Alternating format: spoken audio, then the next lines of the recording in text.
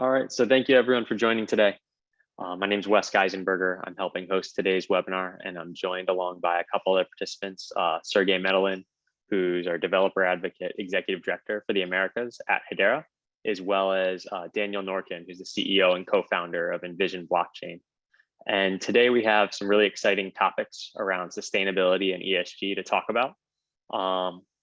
During today's webinar, what you'll see is we're going to go through a little bit of an overview of some of the activity in the Hedera ecosystem led by both Hedera and the HBAR Foundation, as well as some of the great open source work that's being done, including a demonstration of the Guardian open source code that just came out over this past week. During the demo, we're going to walk through everything from the architecture to the GitHub repo and give a real world example of how you can deploy the Guardian. But first, we're going to walk into how we got to this point and some of the trends and challenges that the Guardian solves for in industry today. We're happy to answer any questions that come up. Please feel free to drop them in the chat, and we're going to get to those at the end. If there's anything that you want to follow up on, there's always options to email Daniel, Serge, or myself, and we'll go over emails and how to get in touch with us at the very end, as well as point everyone towards the Sustainability Discord channel, which is part of the Hedera ecosystem Discord. With that, we're going to hop into it and talk a little bit about what we're doing in sustainability.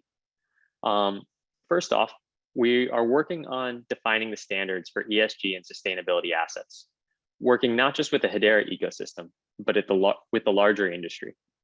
And as part of working with the industry, we've actually been on a journey for over the last year, working with groups like the Interwork Alliance for defining these ESG assets, not just for things like carbon credits or renewable energy credits, but more broadly, any type of ecological benefit project or ecological benefit token that can be defined not just across Hedera, but all other DLTs and digital tokens. What this enables us to do is when we say, hey, here's a carbon credit or a carbon offset or removal, we know exactly what that means independent of ledger, so that when we go to define it on our own ledgers, other folks can understand exactly what that means for a specific asset. And this even defines how we create auditable trails tied to specific metric tons in the case of an offset, or specific kilowatts or kilowatt hours tied to the megawatt hour, which is how you measure a renewable energy credit. And what we're doing is taking these standards and bringing them a level deeper here in the Hedera ecosystem, because we're looking at the different tools that Hedera has as a public ledger, different capabilities and differentiation to make these tokens not only auditable, but discoverable on Hedera. And what we've done over this past year is work with dApps to collect requirements and work with folks like Daniel and the Envision team to help make sure we have the right open source technology available as a building block in the Hedera ecosystem. And so as part of this work that we've done, we're working with grant recipients and other applications to go implement these standards so that we can take long development cycles that may take 6 to 12 months and try to bring it down into a process workflow that takes only a few weeks.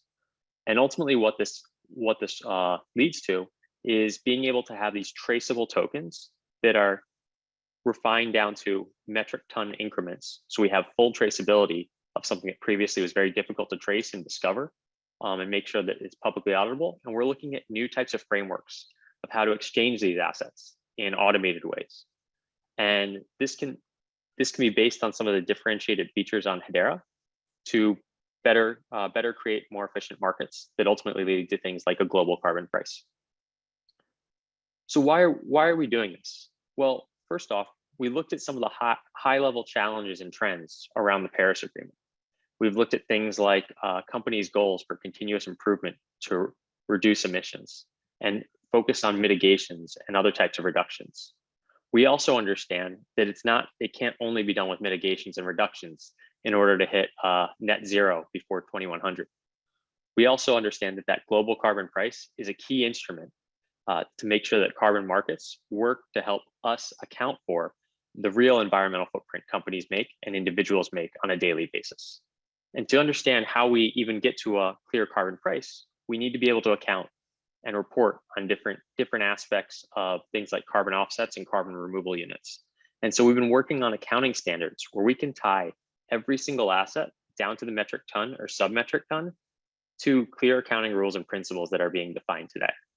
And those clear accounting rules and principles really are focused on things like ensuring that there's no double counting in sustainability assets or any other type of ESG asset, whether it's an offset tied to a soil-based carbon sequestration project or a renewable energy credit that is used to offset a scope 2 emission. And we're working with other partners to scale this across different projects in our ecosystem all around the world. And the reason why we're really spending a lot of time here is not just that it's really good for our planet to be focusing on these types of markets, but it's also an extremely fast growing market. It's an area where we're seeing investment across from enterprise to governments, some of our council members, as well as individuals spending money and focusing on these ESG and sustainability issues. We see across the world, different markets popping up, whether it's in China or in the US, where there's a very large renewable energy credit market, or in Europe, where there's a very large emissions trading system today. Each one of them has some key challenges. And those challenges can kind of be broken down in 3 areas. One is really around that accounting and traceability of a given asset. There's multiple parties that spread across complex roles and permission-based systems today. And there's not a single way to view every single role and actor who's producing data and how they're necessarily related to each other in a publicly auditable way. And what this leads to is the ability for a project, maybe it's a specific tree, to be counted 2, 3, 5, or 10 times, because it could be registered on 2 or 3 different places, or maybe 5 or 10 different places. And those workflows are repeated time after time. And it ultimately leads to things like double spending. In the case of a public ledger, we're looking to make sure that every single piece of data, down to the specific piece of land or a specific device, say a solar inverter in the case of a REC, can be accounted for, has specific audits, attestations, and tied to real-time data that can be shared publicly on ledgers like Hedera. And as part of that public sharing of data and that traceability down to a specific timestamp, it's fair, secure, and final, we're making sure that every single asset is linked to that piece of data, so that we have a chain of trust for every single event, for every single minted token. And we're not the only ones focusing on this. As part of the Interwork Alliance, we have companies that we work with like Microsoft, who are part of the IWA, including their chair, Marley Gray, who helps lead the Sustainability Business Working Group and the Voluntary Ecological Markets Task Force. And one of the key goals that they've shared is to make sure that there's a more verified supply globally. And that global verified supply, they believe, is not big enough to satisfy their own needs, let alone the global needs for companies like Microsoft or any individual who wants to participate in the sustainability ecosystem globally. So what are we doing at Hedera? Hedera is really focused on enabling these capabilities built on top of the Hashgraph consensus algorithm, using services like our consensus service and our token service that are all governed by the Hedera Governing Council. These services enable the key use cases around sustainability and things like carbon offsets. One, through a data integrity and audit trail that's publicly verifiable for every single piece of data in a complex set of workflows. The second area is being able to account for this in publicly auditable tokenized assets that are granular down to the metric ton or sub-metric ton. But in order to verify that those assets are being created in a system that is publicly accountable, we need different ways to identify the roles and actors, which is where decentralized identifiers and verifiable credentials come in, where we can actually attest to every single piece of data using a verifiable credential, because we know that that credential can be given to something like a device, where we can prove that that device has certain attributes about it, maybe that it was audited regularly, that it's certified to be used in a scientific methodology to collect or emit data. And when that device collects and emits data, we can make sure that that attestation is up to date. And this works not only on the supply side of a carbon offset or a carbon credit, but also on the demand side for things like carbon emission tokens, where carbon emission tokens can even be created with the same methodology where a device emitting data, maybe it's an RFID sensor, is being audited, where that data has gone through some certification that is tied to a specific product line. And those specific product lines follow things like the GHG protocol in terms of emissions accounting principles, where when they create a carbon emission token, they can go offset that by paying for carbon offsets in their process of netting out and proving that they're at a net zero carbon footprint. And to do this, it takes a full system of interactions across governments, enterprise, individuals, and devices. And that's really how we're interacting with the economy built on Hedera. And so going into the next area, I just want to take a quick pause and talk about the carbon footprint of Hedera. And as we're building this ecosystem, because I think it's important to just point out, in today's webinar, we're not really focused on the carbon footprint as much as driving the outcomes of carbon markets. But when you're building on Hedera, you don't necessarily have to worry about the carbon footprint, not just because Hedera has the lowest carbon footprint per transaction of any of the major proof of stake networks, but because when you build on Hedera, you're already building on a carbon negative platform where you don't have to think about the additional volume that you're bringing to the ledger and what that's going to add to the global carbon debt. And so when we go to solve this problem, what we're doing is we're going to build on top of the different standards using the key services of Hedera. But when we record this, well, what are we recording? When we say a carbon offset is a carbon offset or a carbon removal unit is a carbon removal unit, what does that mean? And every single project that we're using or building is built on IWA standards.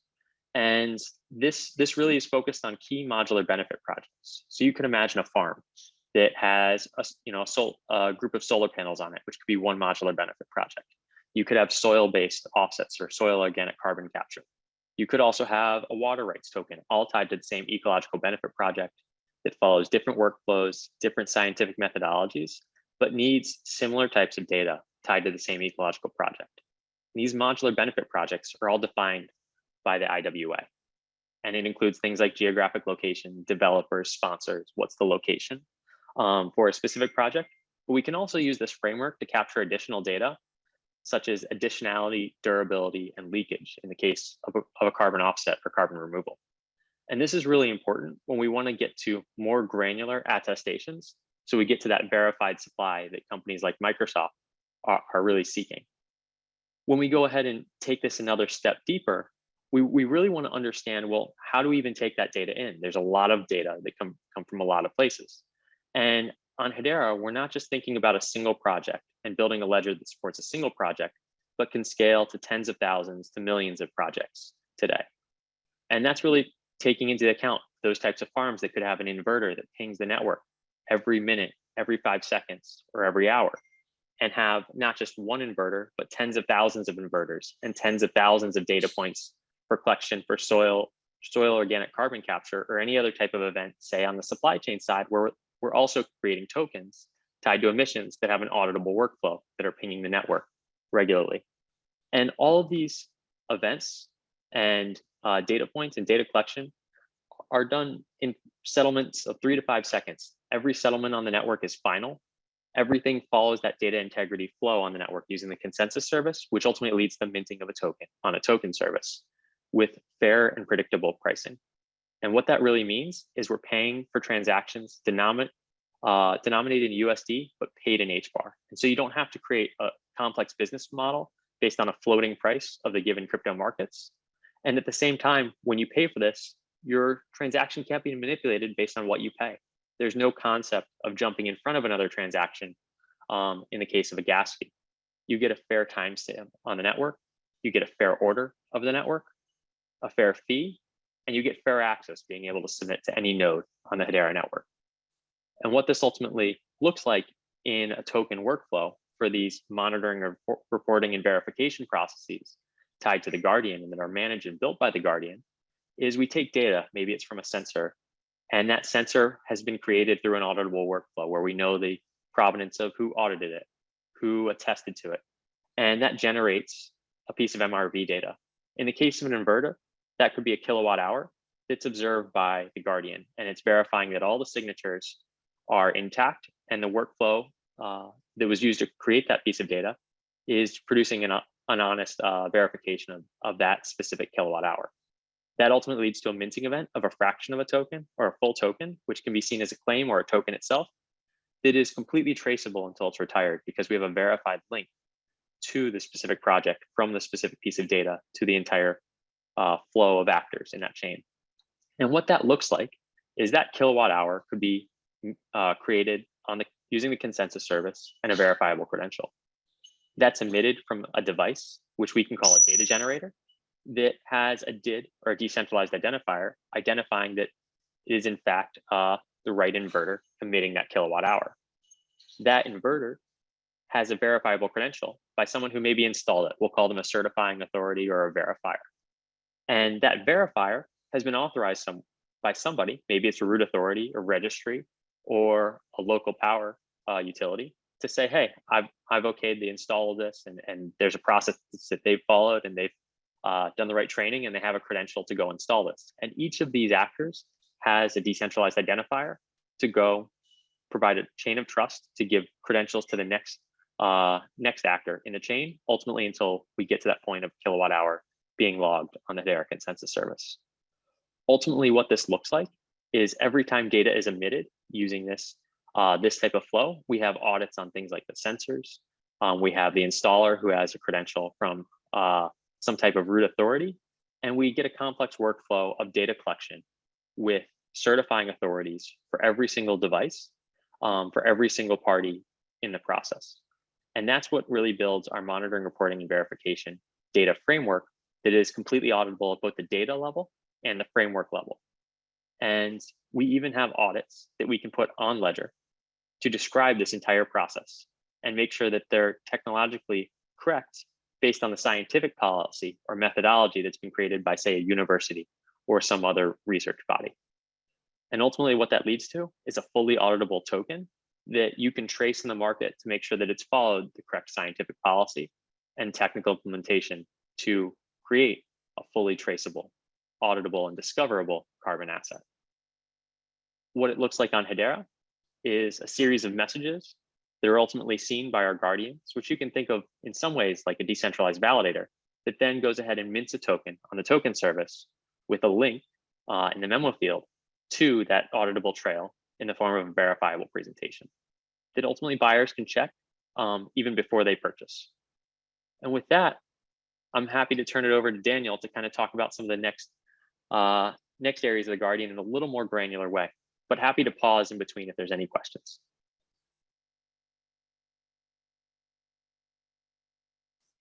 Thank you so much, Wes. And I think, all right, there we go. Cool. Let me go ahead and start this presentation. One second here.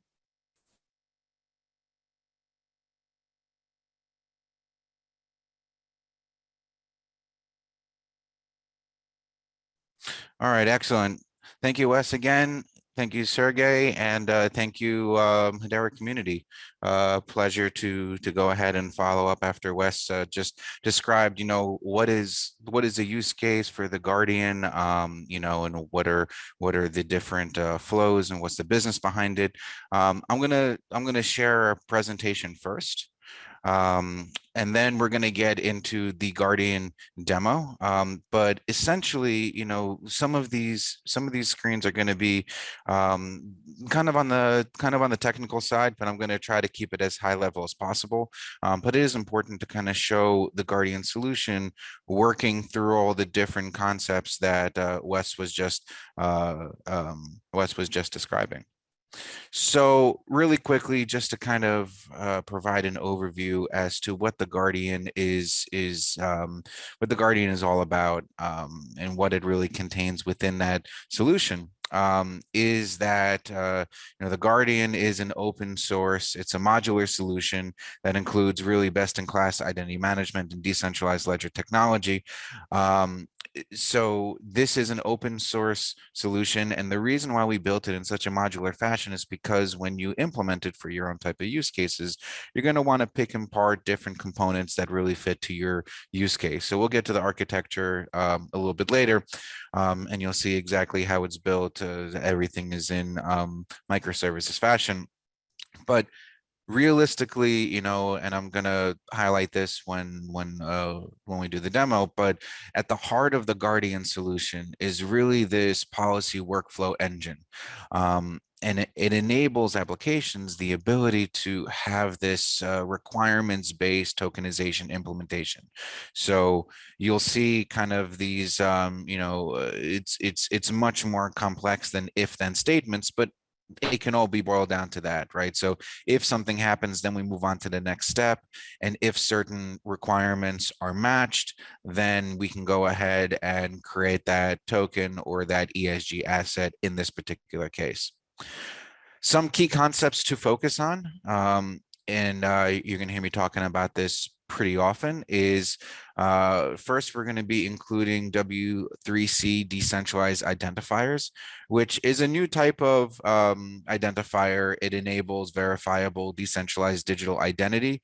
You can assign, just like Wes said, DIDs to any type of entity. It could be at the organization level, it could be at the individual level, or it can even be at the device level. There's also going to be a W3C verifiable credentials, where credentials take that DID one step further, where the DID is the identity, and that's all it is, where the verifiable credential allows you to have some attributes to that particular identity. And then we have a verifiable presentation, which is kind of the grandiose presentation of it all. So the verifiable presentation, it includes more than one verifiable credentials into that presentation. So that's going to be key, because when we're going to be showing our policy, we want to be able to show all the different credentials and identifiers and everything that was approved and proved in a nice, neat, presentable way. So that's why we're using verifiable presentations. Also, we'll be talking about our policy workflow engine, where you could see that graphic on the right-hand side. This is just a general workflow engine picture where, not to get into too specifics, but essentially that, that the policy workflow engine, it monitors the state of required policy actions. So just taking a look at the general workflow picture, if you've never seen a workflow before, you have some sort of a starting point.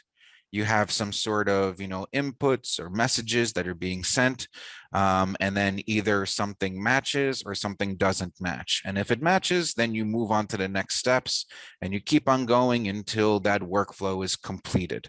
So we're taking that concept and we're putting it into a decentralized way so that we can make sure that the assets that we're creating are based on specific policy requirements. So with that in mind, let's talk a little bit about the demo and what we're going to show. So there's a organization called the IREC standard, and that stands for the Renewable Energy Credit Standard Foundation. And in order for organizations to receive that renewable energy credit, and you can see there on the right-hand side through IREC, there's a series of requirements that need to happen, right? There's essentially forms that need to be submitted. There's devices that need to be registered. They need to request all the different, once the information gets sent from the devices, they need to request that sort of asset. In this case, it's a renewable energy credit to be issued from IREC. And that's kind of the high level workflow in this case, or the policy requirements that need to be met. So as you could see right here, and we highlighted, so there's this form, it's called CSD01. If you go to their website, we have right over here. If you go to their website, you can see that, here are some documents, and this is just what they call it internally. They call it a CSD01. This is sorry about that. Let me go back. I'm just trying to move the Zoom window out of here. This is a participant application. And then we have CSD02, which is a single and group production device registration. And then we have CSD04, which is where you are requesting IREC issuance. And this form over here is the highlighted, the participant application form.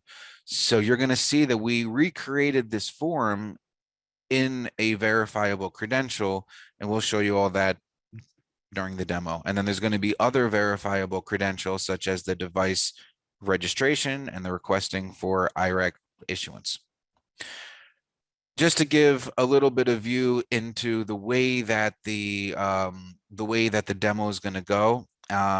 And don't worry too much about trying to memorize this. We also have a nice kind of a graphic which is going to hover over the top of the over the demo, which is going to allow you to follow the flow. But there's essentially 3 different user roles within this demo.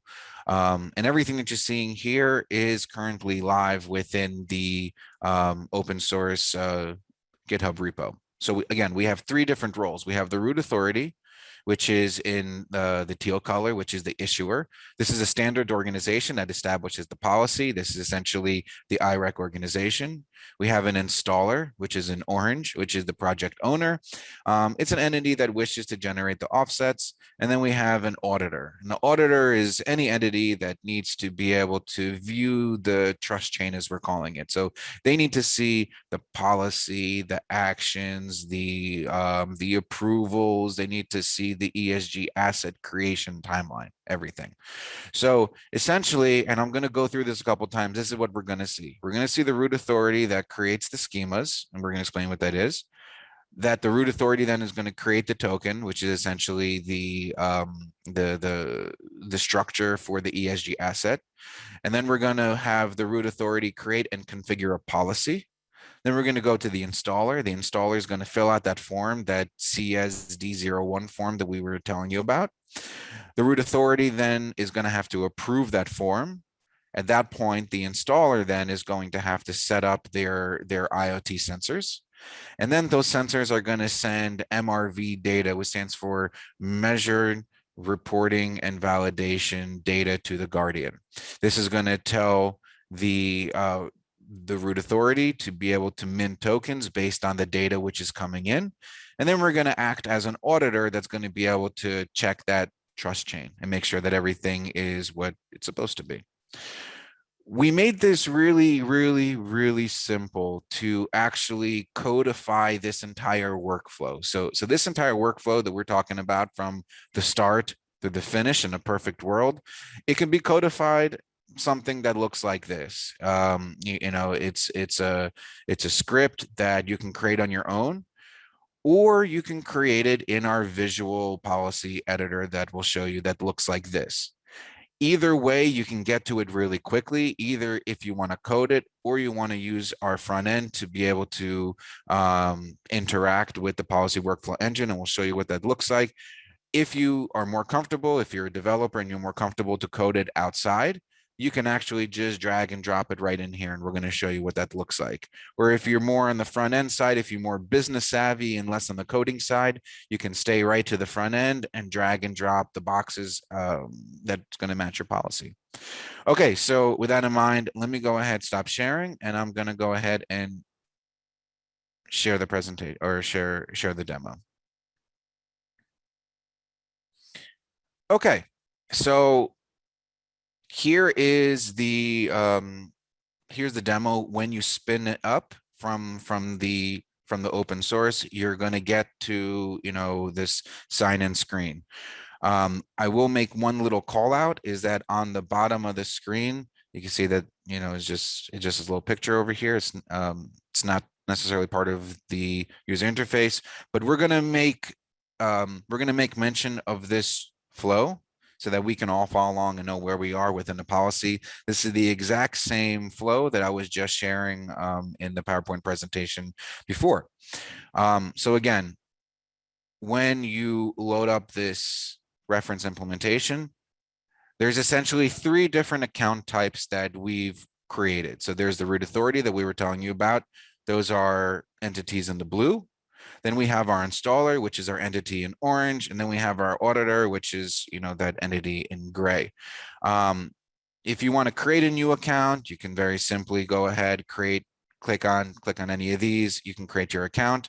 For purposes of this demo, we already pre-created 2 different types of accounts, or 3, sorry. So we already created the root authority, we already created an installer, and we already created an auditor.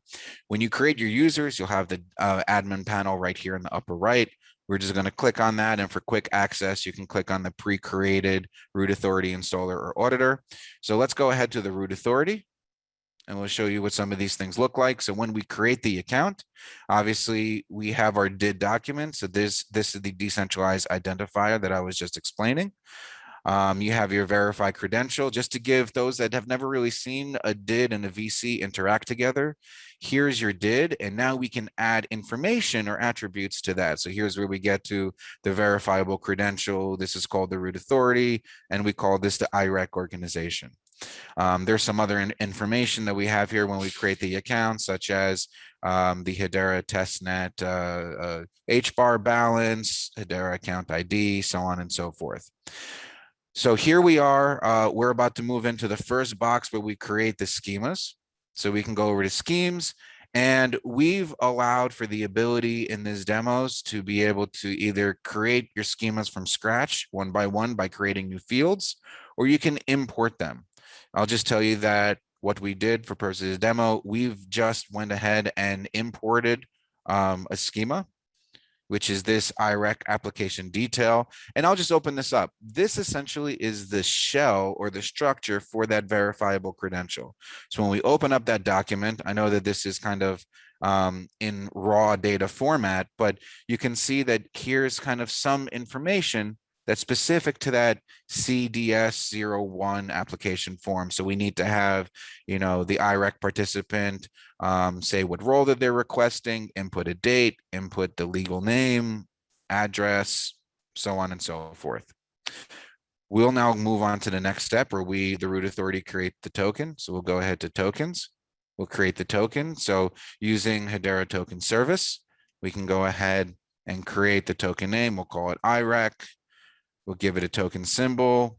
We'll also create a non-fungible token for this one, because every ESG asset will be specific and unique. So we'll create that. We also will have a link that I'll share with everybody right now. We can open up that link, and it goes right to the Explorer. So we can see right now we just created the token. And what I'll do is, for everyone that wants to follow along, let me just post this into, put this into the Zoom chat. So here's the Dragon Glass Explorer. Feel free to check it out on your own, follow along, as we're going to start minting tokens and granting KYC and all these other things. You're going to see the actions update in real time. So everyone knows that this is live, nothing's hard coded. Everything's for real. Feel free to use that same token ID on any other Explorer that you're comfortable with, like Kubota or anything else. Okay, so we'll go ahead, and now we'll move on to the next blue box, which is our root authorities, creating and configuring the policy. So we'll go to policies, and here's where things get a little bit interesting. So we'll create our policy. We'll call this IREC. We'll call it 1.0 for now. And we'll give this a description. We'll say this is the IREC policy. Okay. Now here's where we can dive into our editor, and I'm not going to spend a lot of time onto this one because this could get kind of in the weeds, and I understand that everybody wants to live in the weeds, but from a business perspective, I think it's important for everyone to understand is here's our editor. And we have all sorts of different policy workflow actions. When you combine all these actions together, you essentially create this entire flow that we have here. So we've made it so simple that you can create your own policy, I don't know, anywhere from months to weeks or days, depending how quick that you are at codifying or creating these different policies. What I'll do is I'll just drag and drop the policy that we created offline. So I'll just import that code, and I'll just close the blocks, and we'll generate the policy workflow. So now all these different steps are there. I will call out a couple. So for example, one is the submission of the CDS01 documentation. That's just, something so that you can see that, for example, this orange box over here, part of this flow is the form for the configured policy where the installer needs to fill out. Here's where you could see this is literally this step in this workflow policy. I will edit this so that we could see that this is in real time. So for example, we can go to mint token, and I do have to make one input. So we're going to select our token. We're going to create the IREC, or we're going to select the IREC token we just created. And it's as simple as that. So you click on these boxes and you edit these properties on the right-hand side. I'll go ahead, save this. I'll publish it.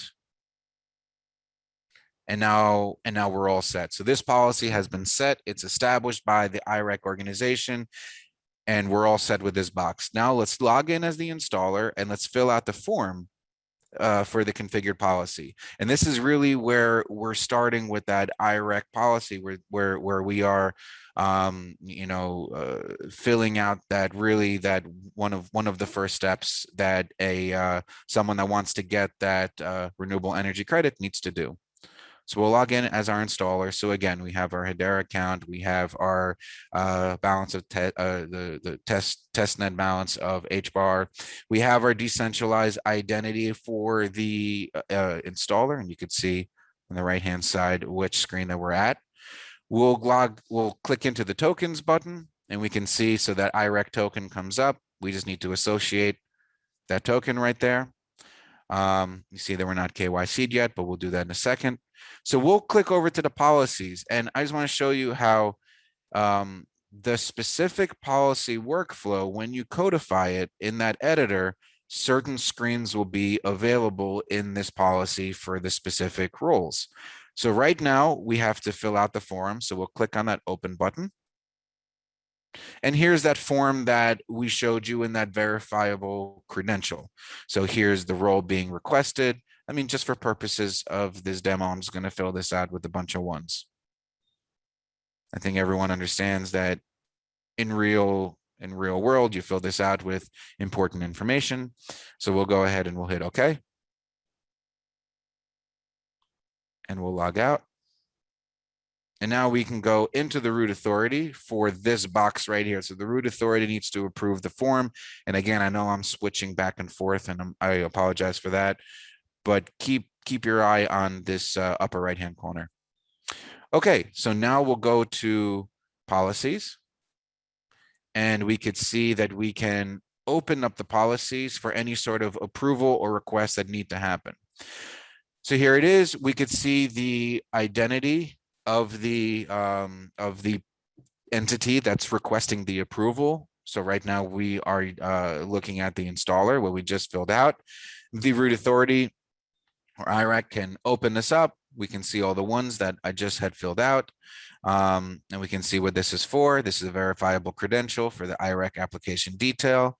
And right now, if we want to keep this moving forward, we're going to go ahead and approve this form. So we'll go ahead and click the approve button. We could see the status had changed to approve. We'll also go back into tokens, again, using Hedera token service. We'll open this up and we'll grant KYC to that installer just to show full functionality of how we can use token properties as well within this use case. Cool. So now the next step is to sign back in as the installer and set up some sensors. We'll go ahead and we'll log out. We'll log back in as the installer. And there we go. I can click into the tokens tab, and I could see that now KYC has just been granted. So that's all good. We'll go back into the policies. And remember last time that we clicked that open button and that opened up the form because that was the step of the workflow. Now you're going to see when we open this up, we're going to be prompted to create sensors. So there we go. This is the next step of the workflow. So we'll go ahead and we will now register a device. You remember that was the next step of the IREC policy. So now the sensor needs to send the MRV data to the Guardian. So let's go ahead and click on new sensor, and we'll just enter some random information. But you understand here's the information that, for example, IREC will need for the registration of that device. So we'll click OK. We're setting up the sensor, and you can see right now that here's the now what we've done is we've also we've established an identifier for the sensor. So now we know which sensor is sending what data to the Guardian for approval. We can open that up also, and we can see the verifiable credential, and that's called an inverter. An inverter and sensors are synonymous over here in this case. And we'll go ahead and download the configuration file. Again, it could most likely in real world, you're going to have this an automated installation process. But for the demo, we're showing you the scenic route. One thing that you'll notice when you go to the repo is that we've also included an IoT simulator. So here's what I opened up in this tab. This is in a localhost 3005 port. You're just going to very simply take that configuration file, drag it into the plus icon, and we're going to generate some random value. We're going to hit OK. We're going to hit the play button. I'm going to open this up so we can see it generating some data. And you should see in a moment some information being generated. Literally, what we're doing from a technical perspective is we're taking this MRV data and we're converting that into a verifiable credential so that every single attribute can be verified and could be linked back with decentralized identifiers so that there is no missing links, there's no missing data, everything is accounted for. So that's that. Let's go back into the Guardian. Let me hit the refresh button. Let's go into MRV page, and we can see that now some MRV data is being sent. Perfect. So now what we could do is we can go log in as an auditor and check to see if token has been minted. Actually, what we could do before we do that, we can go ahead to the Dragon Glass. I'll go ahead and open that up.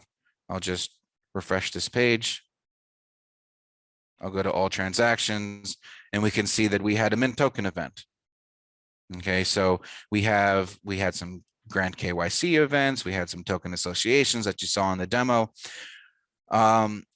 If you can recall, when Wes was talking about the way that we are using memo fields, we're writing verifiable presentation IDs. Again, from a definition of that, the verifiable presentation is a collection of verifiable credentials. So we will take that ID that's in the memo field. Again, this is publicly auditable. Anyone could see this verifiable ID. And what we'll do, we'll go back into our Guardian UI. And now when we log out and we'll log in as an auditor, you see now we have two different mint events. We can now go into the trust chain and we can copy and paste that verifiable credential ID, the verifiable credential ID. And there you go. And this is our kind of our culmination of everything going on. And let me explain what this is. It's maybe difficult to understand by first glance, but we'll talk through it. So again, as an auditor, you want to be able to check the trust chain. So at the very top, we start with our verifiable presentation. The most important pieces of information we've brought out to reveal immediately. So we have, here's our token, when that token was minted, when it was created, so there is no questions about that, and what policy that token was specific for. If you really feel like you want to get into the raw data, you can always click on these links.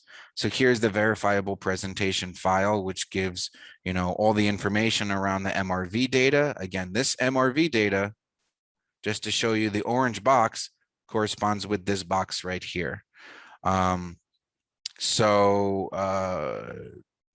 Here's the policy information. So we can open that up and we see the policy that we created.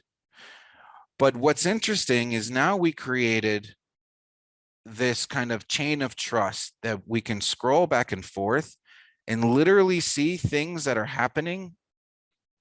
Well, we can literally see things that have happened within the course of time. I mean, in this demo, this was something that we did in a course of like 10 minutes, 20 minutes, but in real time, in the real world, you know, this is going to span over days, weeks, months, years, depending on the situation.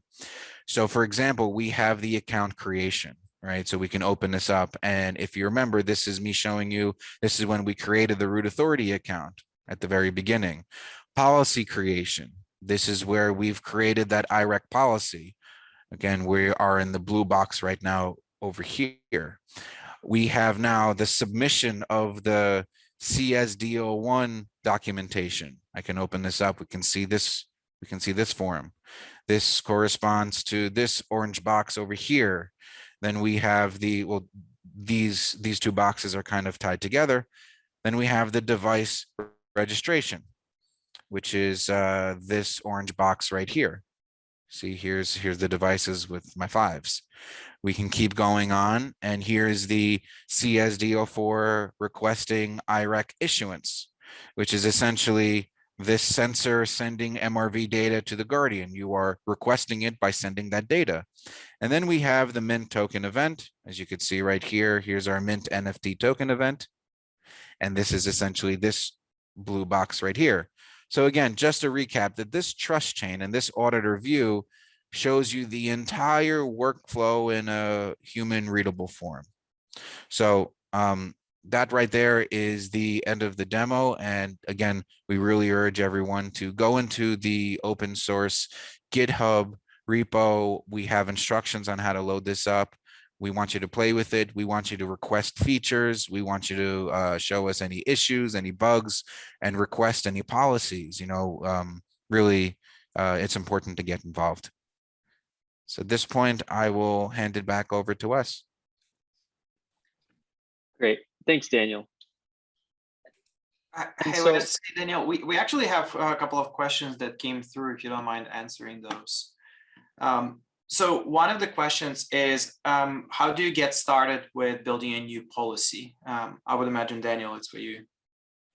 Sure. So there are 2 different ways you can get started with building a policy. You can either build a policy through the coded form. As I was showing you, we have kind of that coded JSON text, if you will.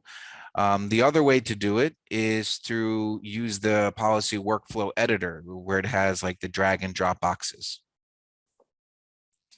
Awesome, thank you. Another question, how do we request a new policy?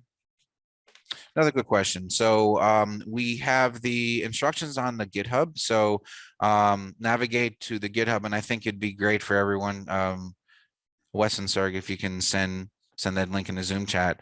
To request a policy, definitely go into the Issues tab, and there's a policy request template, I believe. Awesome, thank you. And the last question that came through so far is, how can the tokens be discovered on the network? Another good question. So you can use any sort of explorer to look at the tokens. All you need to know is, you know, the token ID or maybe a link to it or something like that. Like we showed you in the demo, all the tokens are easily discoverable because everything is created on Hedera. So, you know, you can either look through Hedera topics, you can look through token IDs, account IDs, any of the following will show the information. And one thing to add there, specifically in the topic as it's being created and connected to that token, every topic has a memo field for the consensus service. And so when we're saying hello world from a token perspective, and that token's being created, there'll be a flag in the form of a memo that anyone can subscribe to when they subscribe to a consensus topic on Hedera. And ultimately what that leads to is if there's a specific code, and this may be a future HIP that comes out from the community that says this is an ESG token, maybe this is a specific type of carbon offset or carbon removal unit, anyone can log that as they see it coming through from a Mir node perspective and begin to collect and display topics in the form of their own Mir node or Guardian.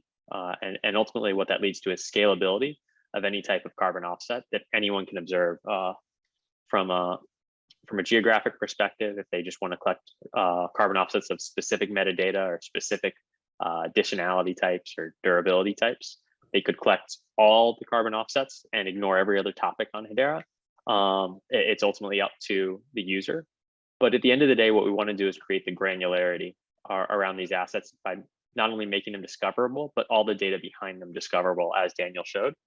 And ultimately what you'll be able to see is the plain text metadata that comes through, you know, that's all part of the MRV process and all the MRV data.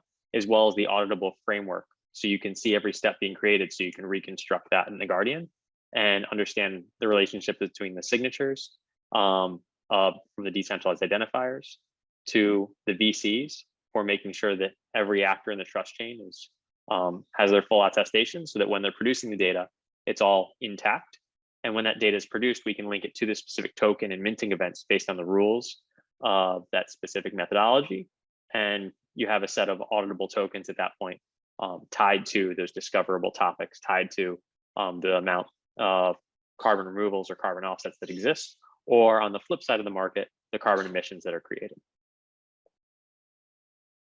And Daniel, if you could actually hop to the next slide, I do want to just take this one step further in terms of what this means for markets going forward. A lot of us are used to the concept of centralized exchanges, or this idea of, well, you know, why can't I just do things the way they are today?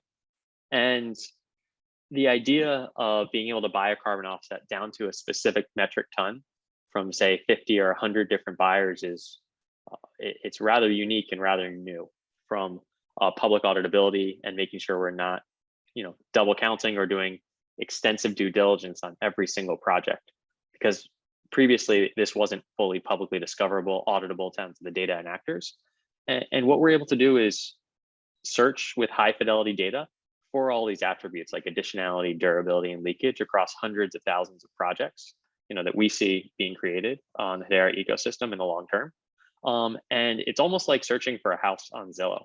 You know, instead of buying a 2-bedroom, 2-bathroom house or an apartment or whatever it may be of the type, if you think of the apartment versus house as maybe a rec versus an offset versus a removal unit, you can then just search for a carbon offset. Maybe there's 15 offsets on a small project, or 100 renewable energy credits tied to a different project, and they have different locations. In this case, we're searching for batches of them and looking to buy them based on our preferences as buyers. And ultimately, because these tokens are all discoverable from these different projects and different creators, you're able to take this complex data set, search it, and then lead to informed decisions of which tokens that you want and how you value those specific data attributes. And that's kind of where we see a lot of folks directionally building, and, you know, we're absolutely encouraging them to do so and creating these new types of economies on Hedera. So Serge, maybe that's the longer form of the answer of, you know, how do we enable discoverability, but this is also kind of where we see a lot of folks really focus in our ecosystem. Yeah, that's a great answer. Thanks a lot. And we have like a follow-up question to this slide. The question came, what does the Vera root authority refer to here? So we take an example. This isn't actually with Vera. We just wanted to take us existing methodology provider in terms of just providing an example so people could draw a parallel. This could absolutely be a different type of registry.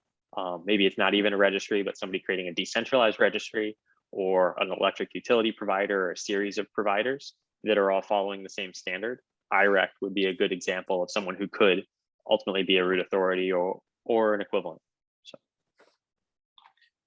Great. And one more question came through. How do you manage scope 1, 2, and 3 overlaps along supply chains? That's a great question.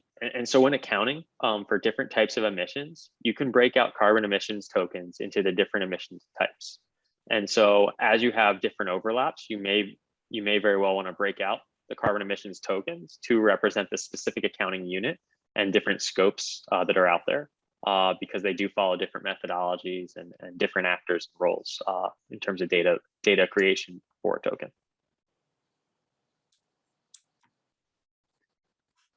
Awesome, thank you. Last 5 seconds to let people send through their last questions.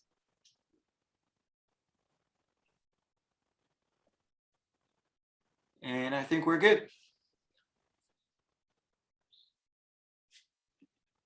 Fantastic. And just, you know, to throw out a how can you contribute? How can you engage in the ecosystem? One, we really encourage you to pick up the Guardian code and begin building, testing it out, showing us what types of tokens that you can create. We know there's all different types of modular benefit projects in IWA terminology, or different sustainability projects in the Hedera ecosystem. They even go a little broader than that into things like conservation or water rights, and I'm sure there's a lot of other things that we haven't even thought of yet today that people can use this type of architecture for beyond sustainability. But we encourage you to start participating in the carbon markets on Hedera. You don't have to be technical to do so, whether it's talking about great projects like Dovu and helping spread their reach, or even maybe going and buying from some of those projects to offset your personal emissions. Those are all different things that we encourage you to do. And for folks who are saying, well, I live on the supply chain side of the world, I want to help get accounting on emissions. We do have some great folks in the ecosystem who are helping create carbon emission tokens to account for different businesses' ESG footprint, and going even beyond carbon emissions, they do different types of consulting around that. We also encourage you to share some of your work on the ESG or sustainability ecosystem GitHub page. It's kind of a separately managed page. Please feel free to do a pull request and list your project, and we'll be posting about that in the Discord as well. And so join the Discord chat if you want to grab those links. And with that, we appreciate the time from everyone today, and I really enjoy y'all sticking around with us for the last hour, and look forward to seeing you out there building and participating in the ecosystem. Have a great day, everyone.